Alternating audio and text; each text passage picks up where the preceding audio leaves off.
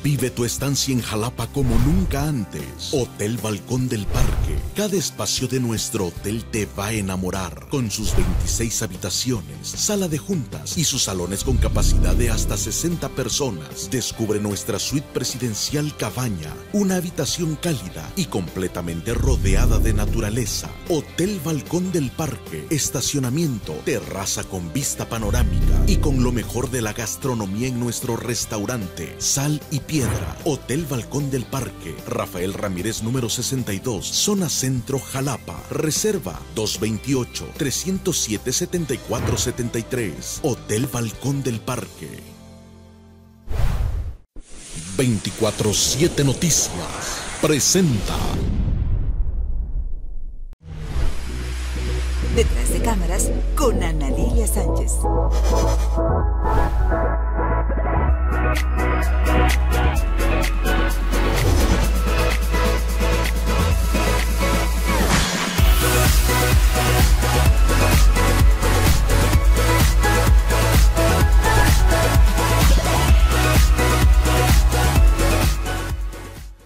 Bienvenidos a su programa Detrás de Cámaras y hoy quiero presentarles a un amigo y él es Osvaldo Martínez Gámez. Bienvenido y qué bueno tenerte por tierras veracruzanas.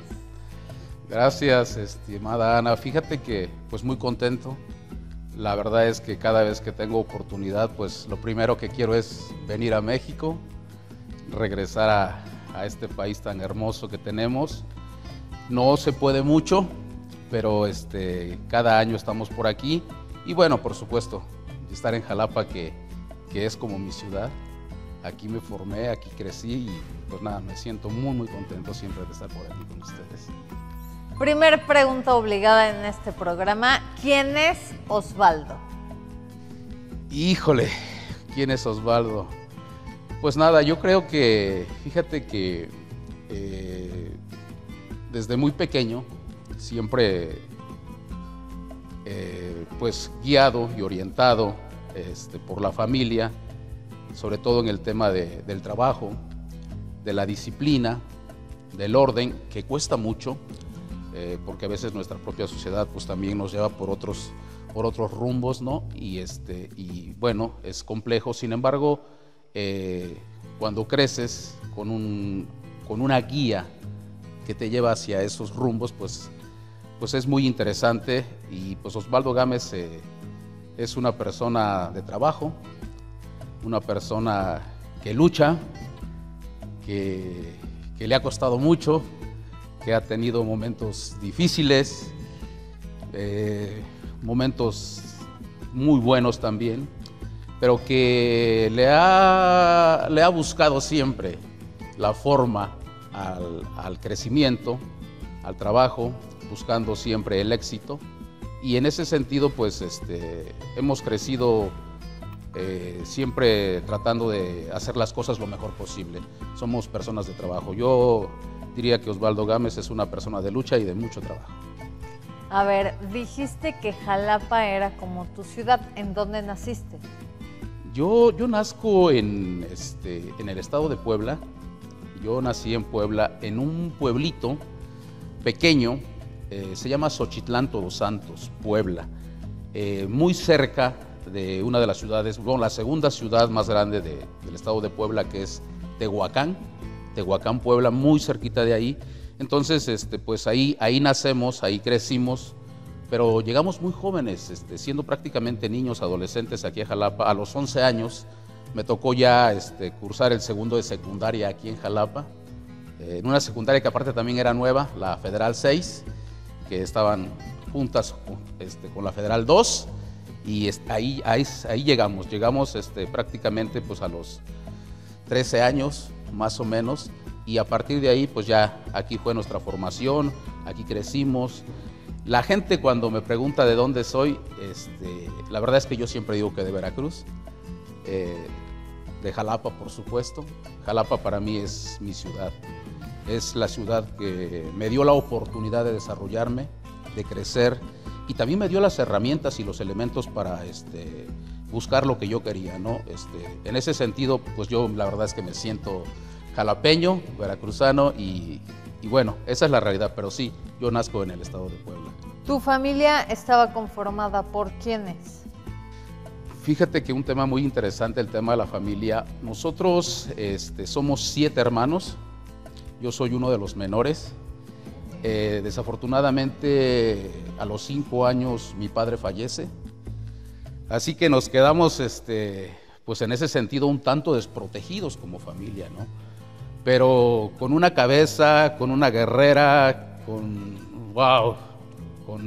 la persona que siempre fue nuestra guía y que para mí es mi héroe, que es el caso de mi madre, la señora Julia Gámez Ramírez. Se avienta la bronca de quedarse con 7 hijos, muy joven, a los 40 años, y pues nada, se dedica 100% a nosotros, junto con mi hermana mayor, que es la que nos trae a Jalapa, Veracruz, porque ella, fíjate que curiosamente trabajaba muy cerquita de aquí, en el Hotel Jalapa, y entonces pues ya se abre la oportunidad, nosotros siendo pues prácticamente niños y todo esto, es que mi madre dice pues hay que buscarle, le entramos, y en ese sentido pues sí somos una familia de hermanos un poquito grande.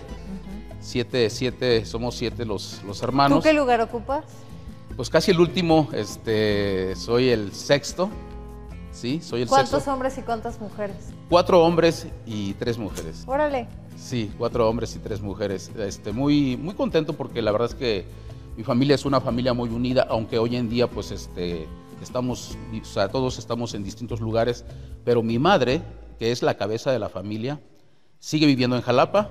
Ella está aquí, ya no se quiso mover nunca más, y así es que nosotros, aunque salimos por los temas laborales y familiares, siempre regresamos a Jalapa, y la verdad es que yo creo que siempre vamos a regresar. ¿Llegaste a estudiar la secundaria en la Federal 6? Así es. ¿Y la prepa? La prepa, fíjate que ya la prepa fue un esquema un poquito raro, porque yo dejo de estudiar un año. Yo tenía mucho interés en educarme en una escuela militar, entonces al terminar la secundaria, pues nos involucramos en esos temas, buscamos entrar al colegio militar, se da el tema, buscábamos siempre como que la ruta de la disciplina, ¿no? Eso a nosotros nos llamaba mucho la atención, a mí especialmente por la formación que había tenido por mi madre, y era algo que yo tenía muchas ganas.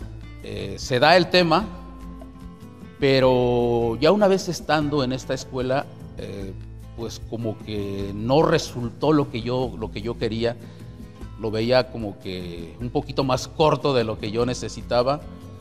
Dejamos ese espacio y por lo tanto perdemos un año de escuela, ¿no?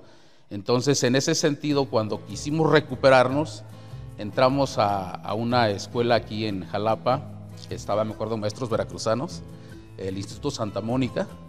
Ahí fue donde nos incorporamos a los estudios de la preparatoria, pero es un sistema abierto. Entonces nosotros, pues con el afán de recuperar este año que habíamos perdido, pues le empezamos a echar ganas, le metimos con todo, y la realidad es que terminamos la prepa en 1 año y medio. Entonces, pues recuperamos ese año perdido, por así decirlo, ¿no? Es un sistema muy interesante porque es un sistema, no sé si haya cambiado en algo, pero yo recuerdo que en ese entonces era por materias. Entonces nosotros estudiábamos en la escuela cierto número de materias, y los fines de semana teníamos la oportunidad de presentar exámenes, precisamente en la Federal 2, ahí se presentaban los exámenes de ese sistema, y podías presentar 4, por ejemplo, cada fin de semana. Entonces se podía avanzar dependiendo también de tu capacidad y del esfuerzo que se hiciera, ¿no? Entonces lo logramos hacer, terminamos la prepa pronto y pues de inmediato a presentar examen para ingresar a la universidad. ¿A qué licenciatura presentaste? Wow, súper bien. Fíjate que yo traía ya la influencia de mi hermano, el hermano mayor. Él estaba estudiando en la Facultad de Administración. Entonces ya a mí me empezaba a llamar también el tema todo este rollo de económico administrativo, y tuvimos la fortuna de presentar examen. Presentamos examen en 3 escuelas. Mira, te platico porque fue muy interesante. Presentamos el examen de admisión para la Universidad Veracruzana para la carrera de Contaduría. Presentamos examen en la Universidad Autónoma de México para la Facultad de Economía. Y por ese entonces se abrió la carrera de Educación Física en la Escuela Normal Veracruzana, también presentamos examen ahí. Y bueno, afortunadamente quedamos en los 3 lugares y al final la verdad es que optamos por quedarnos en la Universidad Veracruzana. Yo a la par venía ya entrenando porque me gustaba muchísimo ya desde muy niño todos los deportes y todo esto, ¿no? Jugaba fútbol, jugaba béisbol de niño, competía en carreras y un montón de cosas, pero para ese entonces, tal vez un poquito antes, empezamos a entrenar box de una manera muy importante, tuvimos muchísimas peleas, muchísimas participaciones, nos fue muy bien. Después nos empezó a llamar mucho la atención el tema del atletismo, y entonces nos involucramos en ese tema de manera profesional y fue la razón por la que decidimos quedarnos en Jalapa, ¿no? Porque se empataba perfectamente el tema de la Universidad Veracruzana con el tema de entrenar aquí en Jalapa y por los espacios, porque pues tienes el estadio junto, sí, la piscina de la Universidad Veracruzana. ¿no? Todo está cerca. Todo cerca, y entonces se acomodó perfecto eso, y así es como nosotros decidimos estudiar contaduría. Afortunadamente en la Universidad Veracruzana, a la cual le tenemos mucho cariño, mucho agradecimiento, porque la verdad es que para nosotros en ese tiempo, si no hubiésemos tenido esa oportunidad, hubiese sido muy difícil poder estudiar, ¿eh? El tema de los recursos para nosotros era muy complejo, pues no había el dinero suficiente, así como para decir voy a pagarme estudios en tal o cual escuela, no. Y entonces el haber tenido la oportunidad de que la Universidad Veracruzana nos diera esa alternativa fue extraordinario, fue una gran oportunidad. Sales de la universidad, dejas de entrenar y ¿qué sucede? Fíjate que se empataba muy bien el tema del atletismo con la universidad. Desafortunadamente nosotros nos lesionamos, tuvimos una lesión muy fuerte en la planta del pie izquierdo, se rompieron totalmente los ligamentos. ¿Fascitis? Yo creo que algo más grave. Lo que pasa es que sabes que incluso en ese entonces era muy difícil que te diagnosticaran exactamente qué tenías, ¿no? Okay. El caso es que estuve sin caminar 3 meses, o sea, fue muy fuerte. Nos retiramos ahí, prácticamente ahí acabó nuestra carrera deportiva en el ámbito profesional, ¿no? Terminamos la Universidad Veracruzana. Y a partir de ese momento, pues nada, había que incorporarse inmediatamente al tema laboral, ¿no? Entonces fue un proceso muy rápido. Así como terminamos, fíjate que tuvimos la oportunidad de trabajar en ese entonces para Pananco México, lo que hoy es el grupo FEMSA. Entonces empezamos a trabajar en Coca-Cola. Sí, tenía una actividad muy interesante que era jefe de patio de producción. Entonces nos encargábamos de hacer todas las remisiones para toda la zona del Golfo, en donde se distribuían los productos en ese entonces de Pananco México, que era el grupo Coca-Cola, ¿no? Entonces ahí nos arrancamos en el tema laboral y después tuvimos una oportunidad muy interesante porque nos invitan a trabajar, derivado de eso conocemos a muchas personas y nos invitan a trabajar a la Secretaría de Finanzas del Estado de Veracruz. Ahí estuve en contabilidad gubernamental. Ya para mí estaba súper bien, ¿no? Porque yo sí ya me sentía muy cómodo, ya se empataba perfectamente a lo que había estudiado, me gustaba y además estar ya como servidor público para el Estado, pues era muy interesante, ¿no? Entonces estuvimos... ¿Cuántos años aprox tenías ahí? Híjole, ahí tenía pues como 24 años, yo creo. Bien joven. Sí, como 24 años, pero te digo, nos incorporamos muy rápido al tema laboral, entonces afortunadamente pues también le echamos ganas y en ese sentido pues ya muy jóvenes es el momento en que tenemos esta oportunidad de estar en la Secretaría de Finanzas. La verdad es que crecimos mucho. ¿Cuántos años estuviste ahí? En la Secretaría de Finanzas estuve como, yo creo que 1 año y medio aproximadamente, ¿eh? No fue mucho tiempo, porque fíjate que ese fue el sexenio que estuvo como gobernador Miguel Alemán, que traía un grupo de funcionarios muy interesantes en ese entonces Distrito Federal, lo que hoy es Ciudad de México, ¿no? Gente muy capaz, gente muy preparada, que la verdad es que también nosotros pudimos en ese sentido contagiarnos de todo ese talento que tenían. Nos sirvió muchísimo, nos orientaron y nos apoyaron, y derivado de esa oportunidad, en su momento ellos me hacen una recomendación y me dicen, fíjate, porque a mí mucha gente me conoce como Gámez, ¿no? Por el apellido de mi madre, y a mí me gusta que me digan Gámez por mi madre. Entonces me dicen, fíjate Gámez, que hay una oportunidad y sería interesante que te fueras a estudiar a otro país, que te sigas preparando, ¿no? Digo, yo encantado porque la verdad es que pues ahora sí era de lo que yo pedía mi limosna, ¿no? Me dan esa oportunidad, por supuesto que la acepto, y nos vamos a estudiar a España. Fue la segunda oportunidad que tuvimos de estudiar algo interesante. Estudiamos Administración Pública en la Universidad de Las Palmas de Gran Canaria. Y pues nada, ahí nos vamos, estuvimos... Y olé, ¿no? Sí, por supuesto que aunque es un poquito interesante, fíjate que es un poquito interesante porque las Islas Canarias territorialmente están más posicionadas más cerca de África que de la península ibérica. Entonces, es un poquito diferente, ¿sí? Su gente súper agradable, la comida súper rica, entonces, pues, el idioma, pues, español, ¿no? Oye, ¿y eres noviero? No, ¿O eras? no, yo creo que es lo único que me ha faltado, ¿no? ¿A poco? Ajá. No, pues, nosotros siempre enfocados sobre todo en el tema de crecer, ¿no? Pero bueno, la verdad es que también, pues, se daban oportunidades y, pues, también no las aprovechaba, ¿no? Sí, porque en ese sentido, pues sí, tuve una pareja de allá, justamente de Gran Canaria, una mujer muy exitosa, muy interesante, porque ella se dedicaba a dar clases de submarinismo, era instructor de submarinismo, pero como yo seguía muy involucrado en los temas del deporte, o sea, a mí siempre me llamaba toda esta parte, ¿no? Entonces, siempre buscaba como que amigos, círculos que me llevaran hacia ese lado, ¿no? Y además porque yo vivía en una zona que se llama Arinaga, en Gran Canaria, y ahí en esa zona están los arrecifes de San Agustín, que están considerados como los arrecifes más hermosos de toda Europa. Entonces, pues es una parte turística muy interesante, porque la mayoría de los de Europa del Norte bajan a esta zona justamente para practicar todo este tipo de deportes. Y pues yo lo tenía ahí cerquita, vivía al lado de la playa y toda la cosa. Entonces, qué bendición, pues, ¿no? Wow, fue una fortuna. Fíjate que lo platico y parece que lo vuelvo a vivir, porque fue una etapa muy bonita, porque además yo era muy joven. ¿Cuántos años ahí ya? Ya tenía más o menos como 25 años por ahí. ¡Órale, sí. bien joven! O sea, Oye, ¿no dejaste por allá un chiquillo o algo? Yo que sepa, ¿no?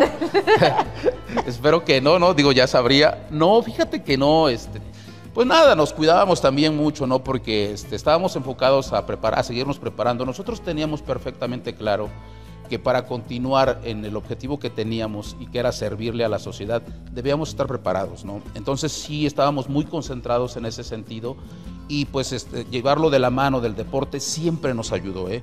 Siempre te ayuda porque el deporte pues te crea esa disciplina que siempre es necesaria, ¿no? Y entonces vives y te rodeas de mucha gente que tiene una forma de vida muy sana, ¿no? Y eso nos ayudó muchísimo. ¿Terminas la maestría?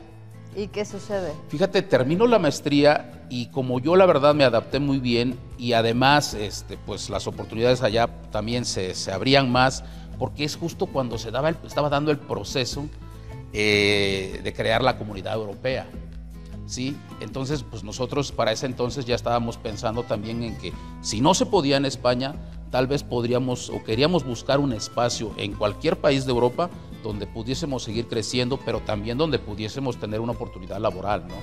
Entonces lo buscamos, no fue sencillo, nos fuimos a vivir 8 meses a Eindhoven, a Holanda, buscando justamente esta oportunidad, y la verdad es que fue complejo, apenas estaba todo este tema de la Comunidad Europea. Yo tenía la facilidad porque la persona que en ese entonces era mi novia, mi chica, me ayudaron muchísimo, su familia me apoyó muchísimo, y entonces pues yo ya tenía una especie de registro que en ese entonces se daba, en donde tú podías tener oportunidad de trabajar, pero ya no solo en España, podías trabajar en Europa, ¿no? Entonces ahí es donde nosotros nos aventuramos, no se da como quisimos, regresamos a vivir a España y ahí tuvimos la oportunidad de trabajar en algunas empresas justamente de las familiares de en ese entonces mi pareja, ¿no? Y fue muy interesante, sí crecimos, sí nos sirvió de muchísima experiencia, pero nada, era complejo, decidimos regresar. A México. Regresamos a México por aproximadamente un año y empezamos el tema que hoy me apasiona, el tema que siempre me gustó. Empezamos a desarrollar el tema del emprendimiento. Creamos una mueblería que se llamaba La Casa del Mueble Rústico. ¿Por qué? Porque aquí en Veracruz especialmente hay lugares, localidades, donde son extraordinarios fabricantes de muebles rústicos. Entonces nosotros vimos ese potencial que había y decidimos abrir 2 espacios en Baja California Sur, que pues, era un estado pequeñito, porque bueno, no sé ahora cuántos habitantes tenga, pero en ese entonces había 600,000 más o menos, o sea, entonces no, o sea, era como una zona virgen, y el turismo se estaba desarrollando de manera muy importante en la zona de Los Cabos, en la zona de San José del Cabo y por supuesto en La Paz, que está muy cerquita, una localidad que se llama Todos Santos. Ah, sí, entonces, muy bonita playa, ¿no? Sí, es muy conocido porque fíjate que pues ahí está el Hotel California, justamente de este tema de las águilas, ¿no? Entonces mucha gente lo ubica por eso, y entonces ya empezó a llegar muchísimo turismo, pero era una zona virgen. Entonces nos empezó a ir muy bien, empezamos a llevar muebles de Veracruz a Baja California Sur. Para ese entonces los llevábamos hasta a Culiacán y de ahí los pasábamos en ferry a Pichinque, que se llama Pichinque, el puerto de Baja California Sur. Y bueno, ya desde ahí teníamos una bodega en el kilómetro 4.7, carretera El Mezquitito, ahí cerca de La Paz. Y ya teníamos otra sucursal en un lugar que se llamaba Los Barriles, en San José del Cabo. Y la verdad es que nos iba muy bien, pero pues aún nos seguía faltando experiencia, ¿no? Ese emprendimiento lo hice justamente con mi hermano, un hermano que es mayor que yo, mi hermano Jorge. Entonces nos empezó a ir muy bien y fue tanto el éxito que fíjate que ahí conocimos mucha gente. Dentro de esos conocimos a unas personas canadienses, porque muchos de ellos tenían sus residencias de verano justamente en esas zonas, ¿no? Y les gustaron tanto los muebles que nos propusieron poder llevar esos muebles también a Canadá. Y entonces decidimos aventurarnos y pues nada, dije, pues yo levanté la mano, ¿no? Nos vamos y así, eso se dio la oportunidad y nos fuimos a vivir a Vancouver. Nos fuimos a vivir a Vancouver y pues ya ahí empezamos con el tema del negocio. No fue fácil porque además en Canadá también pues hay mucha madera. Hay mucha gente que tiene este tipo de emprendimientos, entonces la cosa iba bien, pero no tan bien como nosotros nos hubiese gustado, ¿no? Pero bueno, nos sirvió de muchísima experiencia y entonces como necesidad, fíjate que de manera alterna empecé a trabajar en la construcción. Entonces ya se cuenta que yo seguía trabajando con los muebles, seguía buscando, pero como me relacionaba con todo lo que tenía que ver con temas de construcción. Para ese entonces, pues estoy hablando de que ya era más o menos por ahí del 2007-2008, ¿sí? Pero pues la cuestión también era pues generar recursos, ¿no? Porque también la vida ya pues no es barata, ¿no? Y entonces le buscábamos por todos lados. La cosa es que hubiese trabajo y que tuviésemos recursos. Entonces nos metimos también un poco en el tema de la construcción, en un oficio muy interesante, se llama stripping, no stripper, stripping. Se llama stripping, que son las personas que se encargan de mover las estructuras. Cuando construyen los edificios, todas las estructuras de acero, que en ese tiempo me parecía que eran de origen alemán, son una especie de plásticos o aceros muy pesados. Entonces son las bases que hacen para poner el concreto, ¿sí? Y después entra carpintería, se echa concreto. Al bajar esas estructuras, tienes que hacerlo con muchísimo cuidado. ¿Por qué? Porque se derriban. Entonces, si por alguna razón algo no lo haces bien, se te derriba toda la estructura, pues mucha gente moría en ese entonces, en ese tipo de oficios. Nosotros lo empezamos a trabajar ahí y la verdad es que nos iba muy bien. O sea, de hecho, por eso lo hacíamos, porque yo recuerdo que en ese entonces nos ganábamos entre 28 y 30 dólares la hora. Entonces era extraordinario y había muchísimo trabajo porque en Vancouver estaba el auge de la construcción. Para empezar, Vancouver es una ciudad preciosa, ¿no? Estaba el auge de la construcción porque se venían las Olimpiadas de Invierno Vancouver-Whistler y yo estaba fascinado porque tenía la oportunidad de estar en los espacios donde se iban a desarrollar todo este tipo de eventos y estaba súper cerquita Whistler y entonces empecé también a involucrar mucho en el tema del deporte, ¿no? O sea, muy bonito, pero nos fue bien en ese sentido en el laboral porque lo combinábamos con el negocio y lo combinábamos con esta actividad que nos iba bien porque pues, con 8 horas que trabajaras de lunes a viernes, pues ya salía, ¿no? Y bien, fíjate que estuvimos por ahí del 2009 aproximadamente, y después de eso nos llaman justamente este mismo equipo con el que trabajamos en alguna vez en finanzas, que fueron los que nos impulsaron, nos orientaron y nos guiaron para seguirnos preparando para regresar a Jalapa. Yo la verdad no estaba muy convencido de regresar, yo ya me había adaptado a la vida de Vancouver, las cosas iban bien económicamente, pero bueno, pues cuando también tú tienes el respaldo de las personas y si en un futuro también se necesita, pues también uno debe ser agradecido, ¿no? Y en ese sentido fue en el que pues nos convencieron y vamos de regreso para México, ¿no? Por ahí del 2009 y pues empezamos a trabajar ya más de lleno pues en el tema de la política, ¿no? ¿Cuánto tiempo estuviste en Vancouver? Aproximadamente 2 años. 2 años, y de ahí te regresas a México, De ahí a Jalapa. regreso, sí. ¿En qué te metes en la política? Fíjate que mi hermano el que les platicaba, él ya estaba muy metido en el tema del trabajo territorial. Él ya andaba trabajando mucho en prácticamente todas las colonias de Jalapa, sí, pero bueno, pues hacía falta mucho más trabajo, ¿no? Y nosotros nos metemos directamente a operar, para mí, que es uno de los institutos políticos más importantes de México, que es el PRI, que además tiene unos principios básicos preciosos, ¿no? Entonces, el instituto nos da la oportunidad de empezar a trabajar como operadores políticos.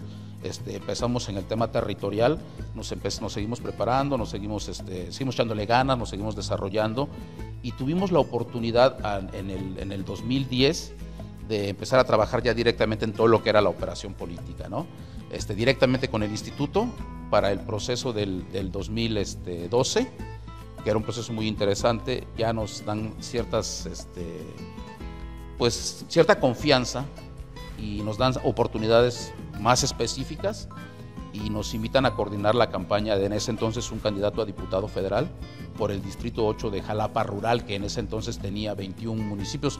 Me parece que cambió un poquito por ahí ese tema, pero en ese entonces eran 21 municipios de Jalapa Rural. Es un distrito enorme.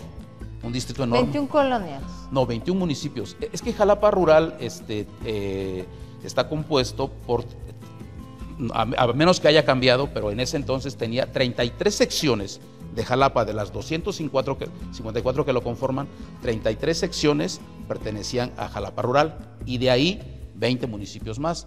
O sea, desde Vega de la Torre, Alto Lucero, Actopan, Emiliano Zapata. Bueno, es enorme el distrito. No sé hoy cómo esté, pero me parece que ha cambiado un poquito, pero siguen siendo muchos municipios los que lo componen. Pues sí, Veracruz tiene 212, los que quieras, ¿no? De acuerdo, ¿no? Y Jalapa, que pues con 254 secciones, pues tiene dos distritos locales y tiene 2 distritos federales. Okay. ¿Sí? Entonces, pues se da esa oportunidad. La verdad es que nos fue muy bien. Se logra ganar ese proceso, ¿sí? Se logra ganar ese proceso.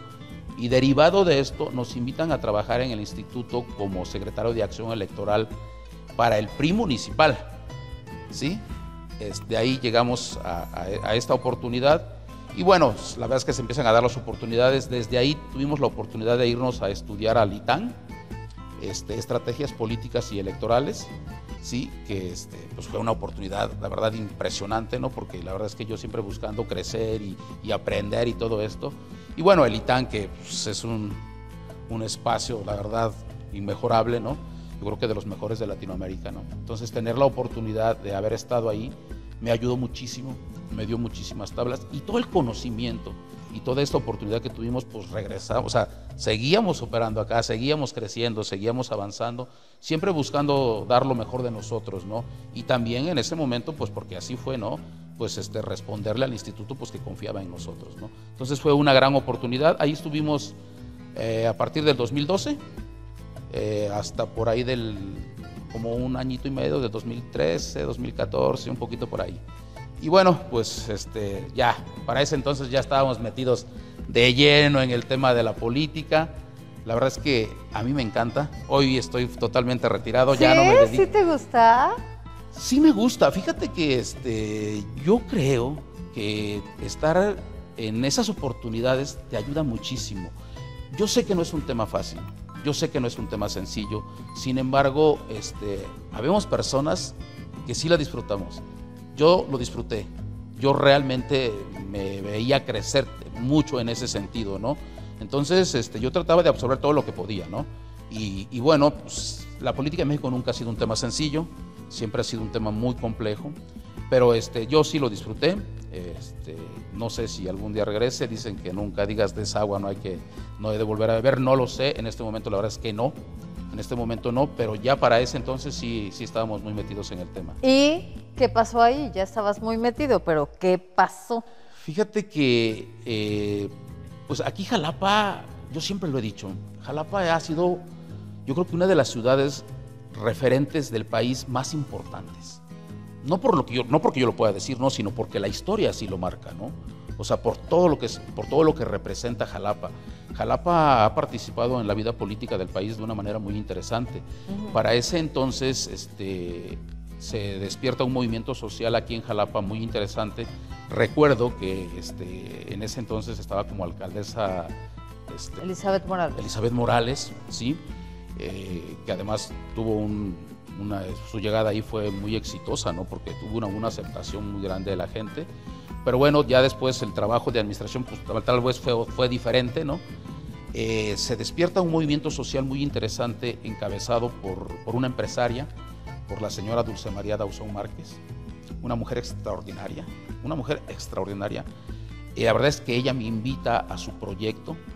Para ese entonces ella buscaba llegar a la alcaldía de Jalapa por Movimiento Ciudadano. Sí, nosotros pues también veníamos obviamente pues buscando nuestros espacios, porque sabes, no es fácil. Y honestamente, pues nosotros no éramos como que de esas personas que tuviésemos padrinos políticos o esto o lo otro, ¿no? O sea, nosotros buscábamos salir pues por nuestra propia capacidad, por nuestros propios medios. Y a veces esa parte en la política es un poco difícil, ¿no? Entonces, se da esa oportunidad. Nosotros hablamos con las personas indicadas dentro del instituto en ese momento en el que estábamos y que yo estaba como secretario de Acción Electoral.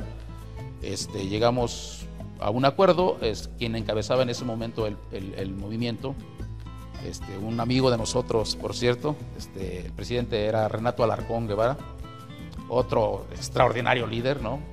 Una gran persona. Lo platicamos y me dijo, no, hombre, pues yo creo que es una gran oportunidad.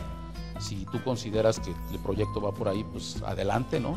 Sí fue difícil porque pues, nosotros teníamos un trabajo muy fuerte, se venía el proceso para las elecciones municipales aquí en Jalapa, pero bueno, es un tema muy, muy extenso que meternos ahí, y digo, nos llevaríamos muchísimo tiempo. El tema es que hablamos con la señora específicamente, porque a mí lo que me llamaba mucho la atención era su liderazgo, la presencia social, y en ese momento la necesidad también de la sociedad de encontrar a alguien que encabezara el ayuntamiento y que lo hiciera de una manera efectiva, porque a final de cuentas eso era lo que buscábamos como sociedad. Por eso yo digo que Jalapa siempre toma decisiones muy interesantes, ¿no? Lo ha demostrado históricamente. Bueno, entonces el movimiento era muy, muy fuerte, era muy importante. Llegamos a este proyecto y nos tenemos la oportunidad de coordinar la campaña de la señora, fíjate.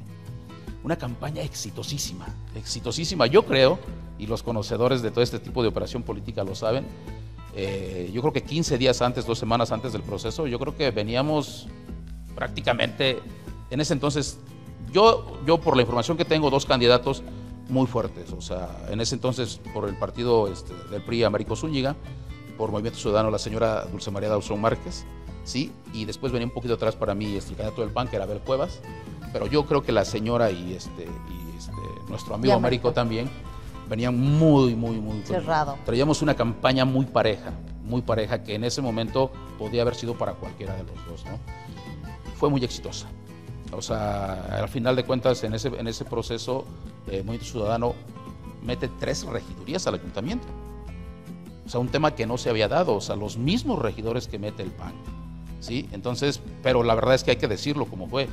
Fue gracias al trabajo de operación política tan exitoso que se hizo, al trabajo territorial que ya se traía de liderazgos y, por supuesto, al liderazgo de una empresaria, de una líder social, como la señora Dulce María Dauzón Márquez, que es una extraordinaria mujer. Sí, y bueno, pues a partir de eso a nosotros nos dicen, pues, ¿sabes qué hacemos? ¿Qué continúa, no? La verdad es que me invitan a quedarme en el partido y nos quedamos como presidentes del Movimiento Ciudadano Jalapa. Ya, para entonces ya nuestro tema era ese, ¿no? Desde ahí también, pues, una gran oportunidad, ¿no? Digo, lo que hoy Movimiento Ciudadano representa en el país, pues, es algo muy fuerte. Estás hablando de la segunda fuerza política en el país, pero hay que decirlo claro, o sea, Movimiento Ciudadano nace en Jalapa. ¿sí? O sea, Movimiento Ciudadano es de aquí, ¿no? Entonces la oportunidad que en ese entonces nos dio pues su líder, Dante Delgado, la señora, la confianza que nos da, pues nosotros tratamos de aprovecharla al máximo, ¿no? Y empezamos a crear un trabajo territorial de Movimiento Ciudadano extraordinario. Yo me atrevo a decir que para ese entonces traíamos una de las estructuras territoriales más importantes de la ciudad, ¿sí? De hecho, en su momento, porque ya estaba el movimiento muy fuerte en Jalisco, estaba el movimiento muy fuerte en Nuevo León y el crecimiento muy grande en otros espacios, y Jalapa pues venía también empujando eso, además con este tipo de liderazgos y con este trabajo territorial que de hecho lo demostrábamos, ¿no? Cada vez que había oportunidad demostrábamos todo el trabajo territorial que traíamos, ¿no?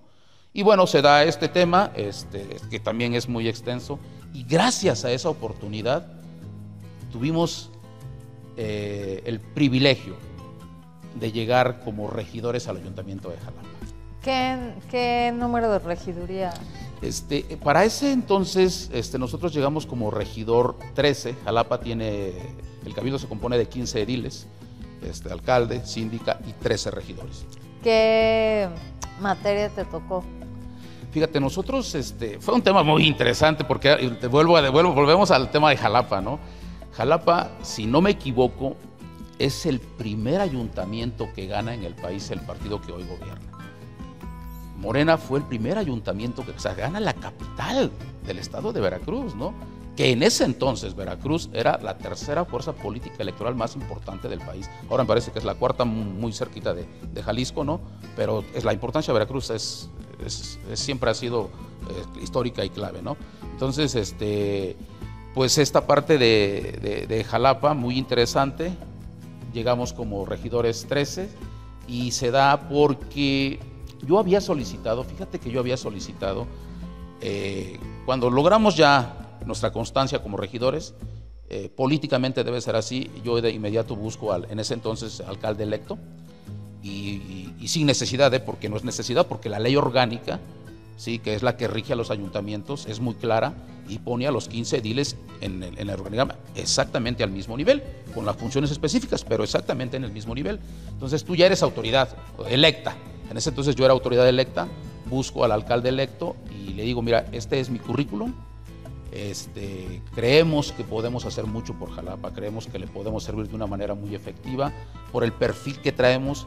Nosotros le solicitamos la Comisión de Participación Ciudadana, por lo que comentábamos, ya traíamos un trabajo territorial, conocíamos perfectamente las colonias, entonces sabíamos también las necesidades que había en Jalapa, ¿no? Y entonces en ese sentido, ¿sabes qué? Creo que podemos hacer un extraordinario trabajo desde esta comisión. Un poco difícil el tema. En ese momento el señor me dice, sí, me parece excelente, checando tu currículum, que además pues, no tenía por qué dárselo, porque pues, yo no era una inversión, pero yo lo trataba de hacer para que él se diera cuenta de la experiencia que traíamos. En ese momento nos dice que sí, pero curiosamente a días de entrar la administración nos dice que no. 3 doritos después que no. 3 doritos después que ya siempre no. Y no, hombre, ¿qué te cuento? Empieza un tema terrible para Jalapa, terrible, porque pues fue una administración muy difícil. Nosotros, exactamente el día que se hace el cambio de administración, 31 de diciembre, el primer cabildo, al otro día el primer cabildo, 1 de enero, que se hace la repartición de las comisiones, me designan solamente una comisión, que es la comisión de desempeño, pues que para ese entonces la comisión se había creado en el 2015. Nosotros estamos hablando del 1 de enero del 2018, era una comisión realmente joven, o sea, que cuando yo llego a las oficinas de la regiduría, encuentro 0 información, encuentro 0 trabajo, o sea, nada. Y entonces se empieza a desarrollarla de cero, ¿no? Yo creo que por eso me la dieron, ¿no? Porque dijeron, pues no hay que dejarle nada, ¿no? Y tal, ¿no? Pero bueno, muy difícil, estamos hablando de la administración pasada. Sí. Sí, estamos hablando de la administración pasada, entonces... Los jalapeños la sufrimos, la verdad. Los jalapeños la vivimos, todos sabemos lo complejo que fue, por distintas razones.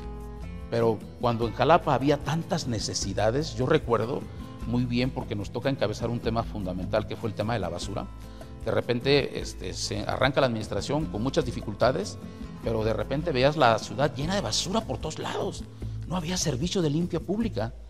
Entonces yo me doy a la tarea de buscar justamente la Dirección de Limpia Pública, de buscar a las personas que eran las que trabajaban directamente en este tema. Me voy a Limpia Pública, ahí en Repsamen, y me encuentro con que había camiones pues sin llantas, que había camiones que tenían detallitos, a lo mejor no muy grandes, pero ciertas refacciones, y pues no había el recurso para echarlos a andar. No era grande el tema, pero no había el recurso.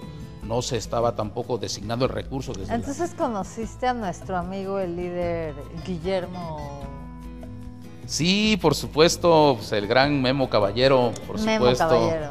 Sí, un extraordinario líder, Además, déjame decirte que un líder muy siempre, pues muy ético, muy trabajador, muy cerca de los trabajadores siempre, con una comunicación extraordinaria. Justo con él es con el que hacemos este enroque de comunicación. Y él es el que me lo comparte y él me dice, mira, regidor, aquí el tema es que pues, no es que nosotros no queramos limpiar la ciudad, todo lo contrario, la queremos limpiar. El problema es que tenemos este sinfín de broncas, de problemas que incluso él me lo dijo, que no son tan grandes, pero que pues si no tenemos la lana, ¿cómo lo echamos a andar? Pues, con justa razón, ¿no? Hablamos con el alcalde, yo no sé si le pesaba en ese momento muchísimo el tema, entenderlo, porque yo en ese momento recuerdo que le dije, mira, alcalde, si designamos así facilito, o sea, rápido, 40,000 pesos para comprar algunas llantas y unas refacciones de entrada, podríamos solucionar 2, 3 camiones y podemos empezar a salir a limpiar la ciudad. Y después, obviamente, hay que autorizar un presupuesto pues ya más amplio para que esto se solucione y tal.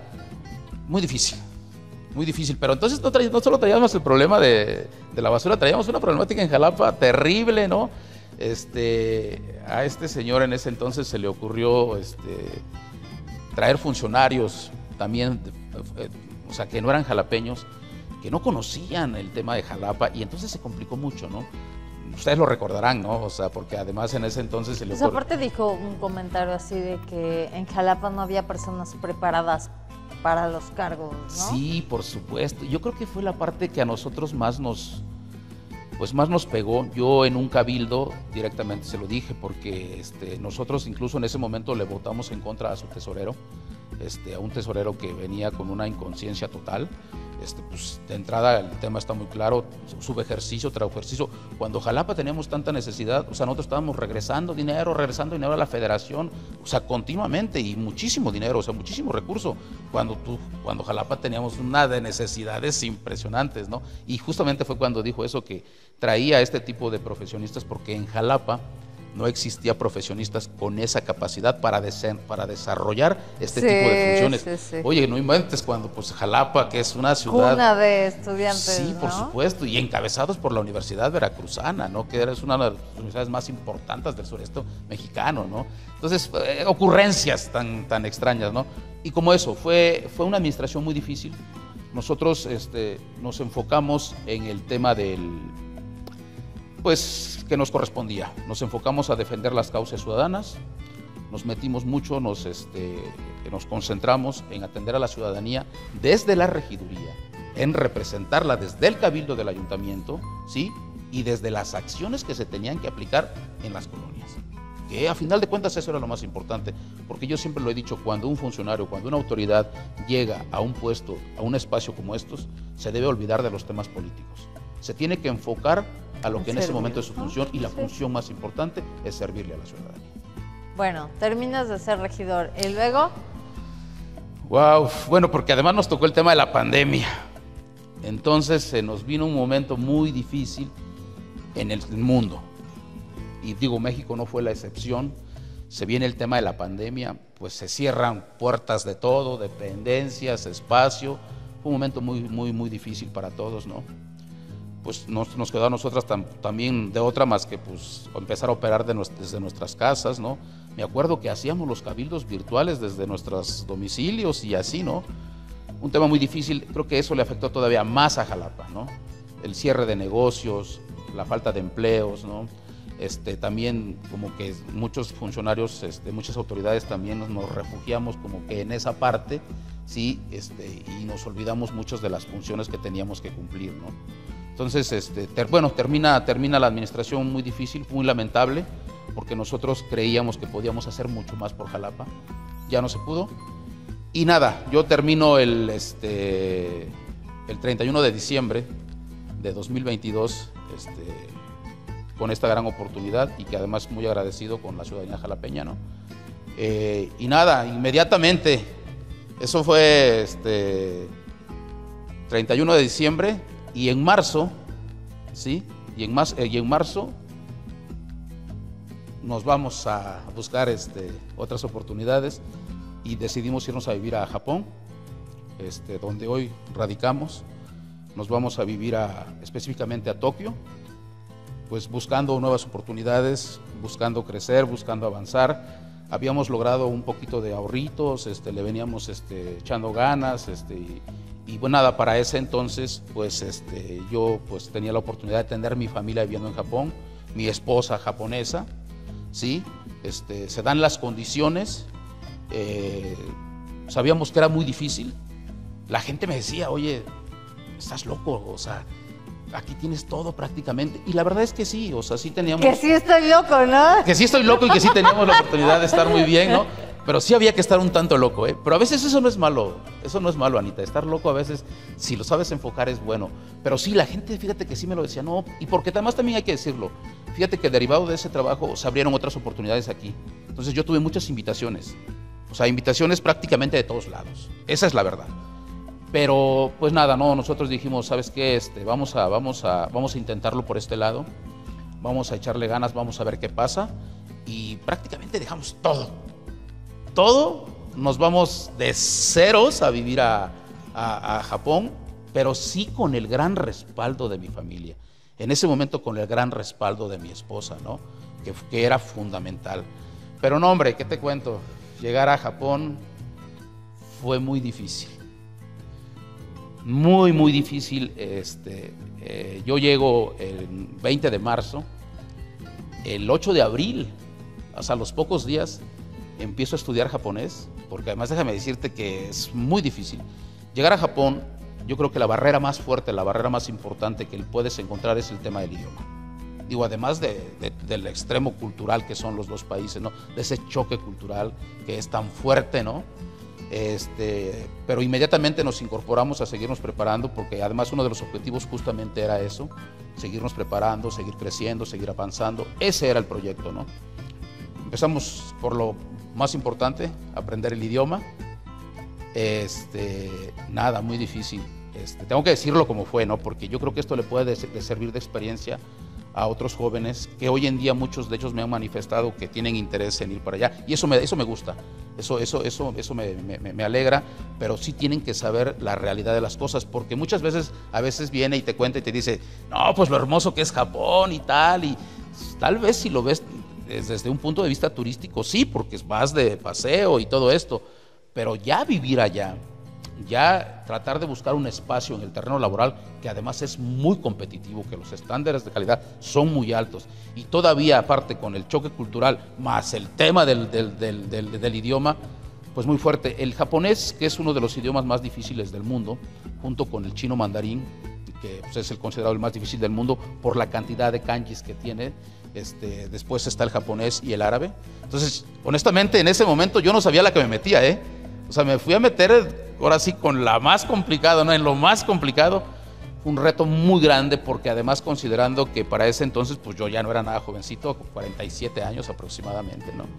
Ya la verdad es que las cosas se complican más en muchos sentidos, ¿no? Porque también ya uno trae el peso de las responsabilidades laborales, familiares, o sea, ya son muchos temas que tú traes, y entonces ya concentrarte y enfocarte en aprender un idioma tan complejo pues no es tan fácil, ¿no?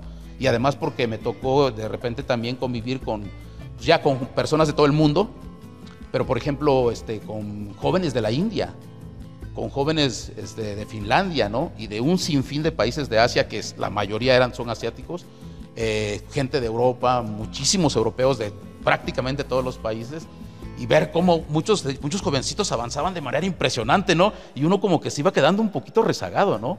Entonces, pero bueno, muy difícil. El japonés se compone de 3 alfabetos, katakana, hiragana, y el más difícil, pero que a la gente le gusta mucho, el kanji, que pues es muy extenso, porque el origen del kanji japonés es el kanji chino. Entonces, claro que a los chinos se les complica un poquito menos aprender japonés, ¿no? Y que hoy en día japonés está inundado de, bueno, yo creo que el mundo, ¿no? pero en Japón hay muchísimos jóvenes chinos estudiando justamente japonés y buscando desarrollarse en muchos de los aspectos en los que Japón es líder mundial, ¿no? ¿Ahora qué haces en Japón?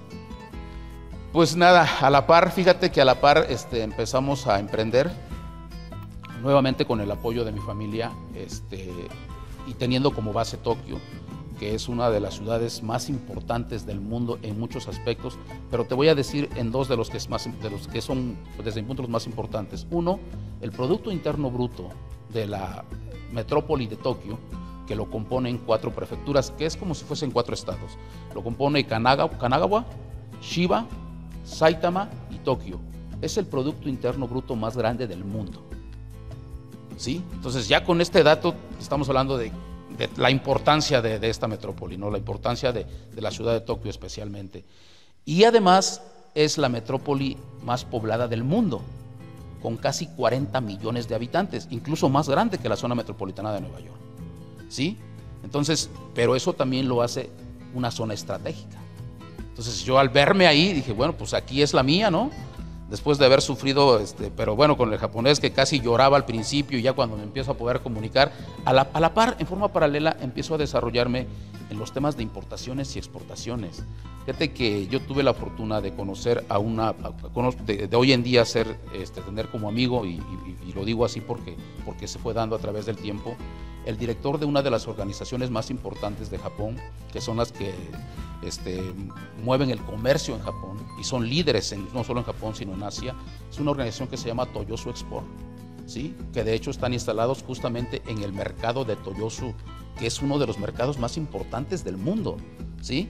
Lo que antes era el mercado de Tsukiji, que lo construyeron en Tokio, en una isla artificial que está construida por cierto de basura. Lograron ganarle terreno al mar, los japoneses que le ganan terreno a todo en muchas cosas, ¿no? Construyeron el mercado de Toyosu en una isla artificial construida con basura y el aeropuerto de Haneda. Entonces es un mercado impresionante, ¿sí? Donde se mueven productos de todo el mundo. Y entonces nosotros, pues sabedores de que aquí en México tenemos algunos productos de mucha calidad, de muy alta calidad, empezamos a llevar limón, aguacate y espárrago. El 80% del espárrago que se consume en Japón es mexicano, ¿no? Entonces empezamos a encontrar un gran campo de oportunidad, empezamos a vincular empresas como tal, así. Estamos hoy en día vinculando empresas mexicanas con empresas japonesas que tienen este interés en los productos, y la verdad es que gracias a Dios nos ha ido muy bien. Ya estamos 100% instalados, tenemos nuestras oficinas en Shinjuku, en la zona más importante de Tokio, ¿sí? Que es en la zona de Ichigaya. Ahí está nuestra oficina, desde ahí operamos, desde ahí estamos ya echándole muchísimas ganas, muy contentos, y seguimos emprendiendo, porque ahora ya no solo queremos vincular a las empresas, ahora ya queremos hacer todo, literalmente. Y entonces acabamos de crear una empresa que se llama GIH Boeki Transnational Corp, ¿sí? Desde la cual vamos a asesorar a las empresas, principalmente mexicanas, ya no solo para vincularlas con el comercio con Japón, sino para vincularlas con el comercio con Asia, porque creemos que existe un gran campo de oportunidad para las empresas mexicanas, pero que desafortunadamente no tienen ellos la información real de cómo manejar ni los contactos ni los vínculos. Sé que lo han intentado, sé que no se ha podido por distintas razones, y principalmente por esa desinformación y por esa desconfianza que muchas veces te genera el no saber pues para dónde moverte, ¿no? Entonces desde este espacio, desde esta empresa, instalados desde Tokio, vamos a buscar hacer todo esto, ¿no? Ya lo venimos haciendo como experiencia en vincularlas, ahora les vamos a ofrecer todo el servicio, ¿no? Entonces, muy contentos, pues ya te decía, ya no me quiero regresar, ¿no? No, por supuesto. Oye, Osvaldo, yo te conozco aproximadamente unos 6 o 7 años. Sí. Pero tu físico ha cambiado, tu manera de hablar, creo que ya eres más extrovertido. Eso me da mucho gusto verte como persona. No, hombre, muchas gracias. Tú porque me tienes cariño. No, fíjate, Anita, que sí cambió mucho. Mira, te cambia mucho la vida en muchos sentidos. Yo viví una etapa difícil en Jalapa, principalmente los 2 últimos años antes de irme a vivir a Japón, y es una parte que hay que decirla. porque los seres humanos tenemos momentos buenos, momentos difíciles, momentos en los que estamos buscando crecer y un sinfín de tonos en la vida, pero también esos momentos difíciles también debemos saberlos compartir y debemos tener el valor de hacerlo y debemos ser honestos, porque en ese sentido es en el que creo que podemos ayudar y podemos crecer, ¿no? Cuando tú pasas por momentos difíciles, aprendes. ¿Sí? Y aprendes mucho y debes de verlo como un crecimiento y debes tomarlo como un aprendizaje.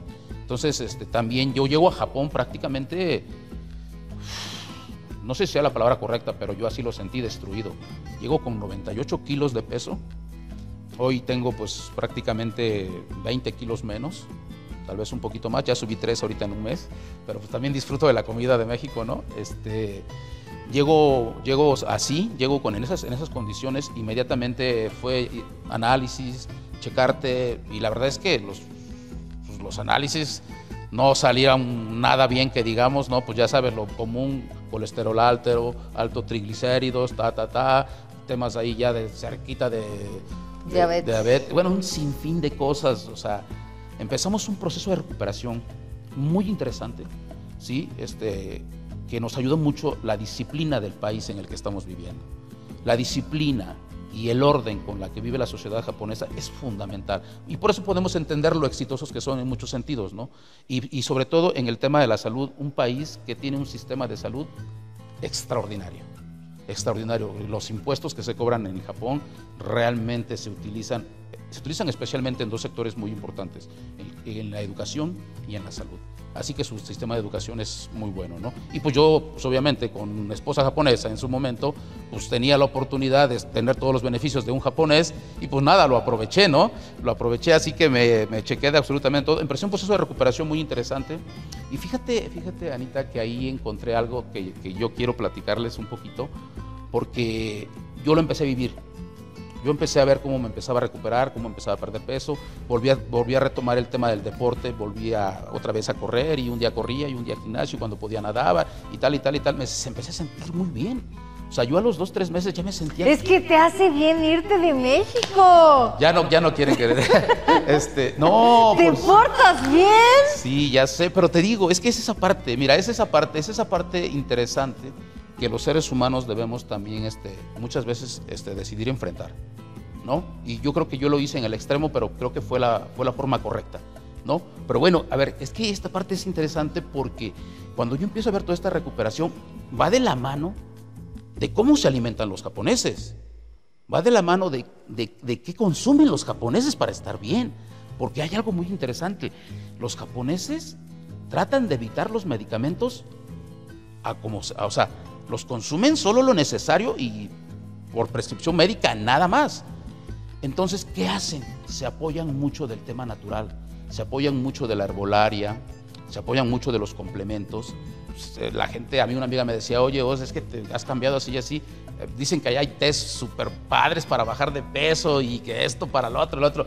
Efectivamente, hay muchos productos, pero hay que ser claros, el tema de la salud es mucho más completo. No tiene que ver solo con test o con pastillas o con cápsulas o con complementos o con suplementos. Tiene que ver con disciplina, tiene que ver con descanso, tiene que ver con actividad física, tiene que ver con una buena alimentación, tiene que ver con una parte fundamental que es una salud mental muy o sea, buena, ¿no? Fuerte, claro. Fuerte. Entonces, ahí yo encuentro una serie de complementos, una serie de productos que yo los empiezo a consumir, y entonces para ese entonces yo ya venía muy enfocado también en el tema de la lectura, estaba leyendo mucho a Robert Kiyosaki y a un sinfín de escritores, de autores, ¿no? Pero me llama mucho y menciono mucho a Robert Kiyosaki porque yo leo una parte muy importante, yo seguía buscando cómo emprender. Entonces, Robert Kiyosaki hoy en día es uno de los analistas y de los educadores financieros más importantes del mundo, ¿no? Entonces, en una de las lecturas ahí de Robert Kiyosaki, encuentro que si tú realmente quieres hacer algo por una sociedad, debes buscar cómo la ayudas. O sea, no debes pensar tanto como empresa. Y mira que lo dicen analistas y que lo dicen inversores y que lo dicen empresarios exitosísimos en el mundo, ¿no? Entonces, a mí me pega mucho eso y lo empiezo a empatar con el tema de Japón.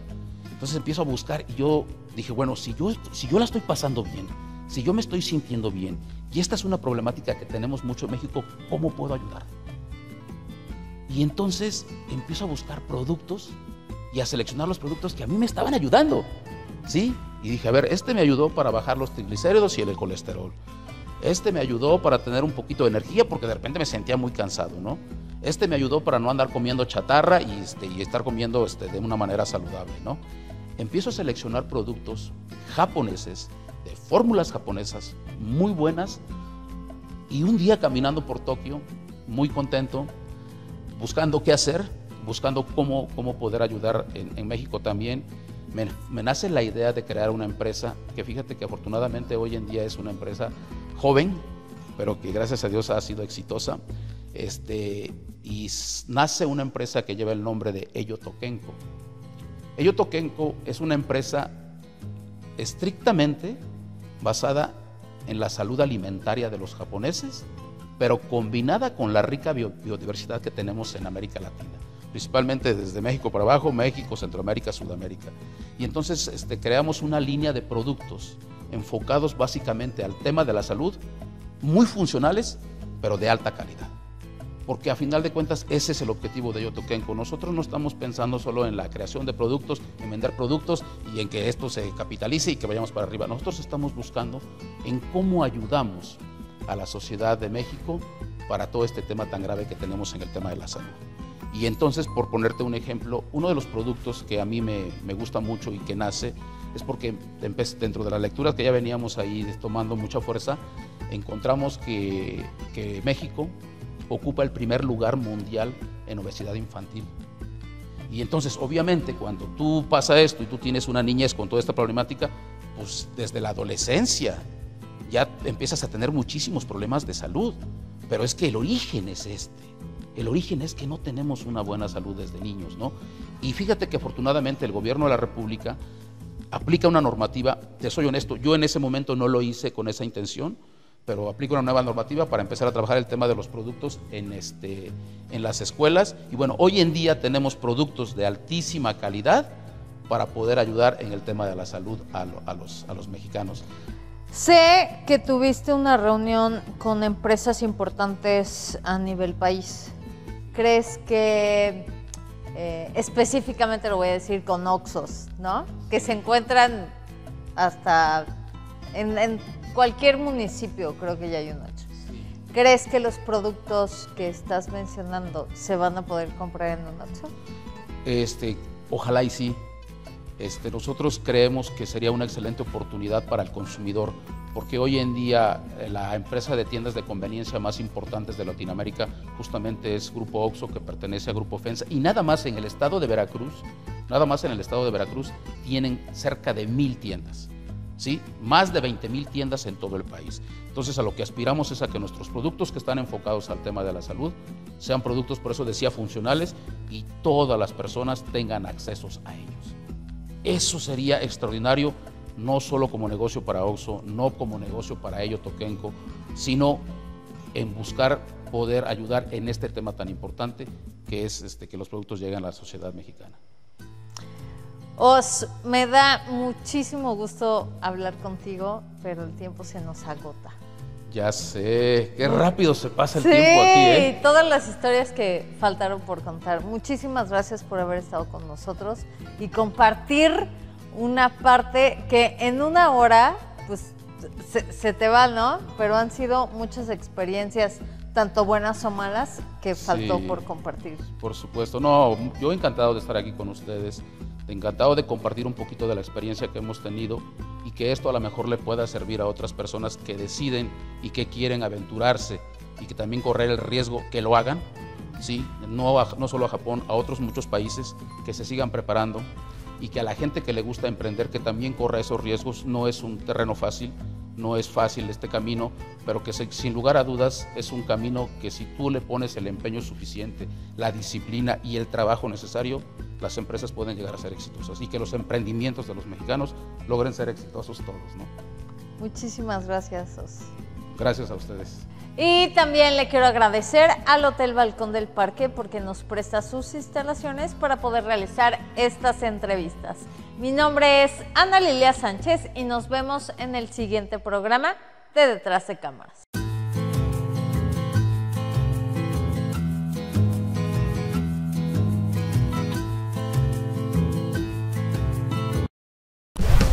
Vive tu estancia en Jalapa como nunca antes. Hotel Balcón del Parque. Cada espacio de nuestro hotel te va a enamorar. Con sus 26 habitaciones, sala de juntas y sus salones con capacidad de hasta 60 personas. Descubre nuestra suite presidencial Cabaña. Una habitación cálida y completamente rodeada de naturaleza. Hotel Balcón del Parque. Estacionamiento, terraza con vista panorámica y con lo mejor de la gastronomía en nuestro restaurante Sal y Piedra. Hotel Balcón del Parque, Rafael Ramírez número 62, zona centro, Jalapa. Reserva 228-307-7473. Hotel Balcón del Parque.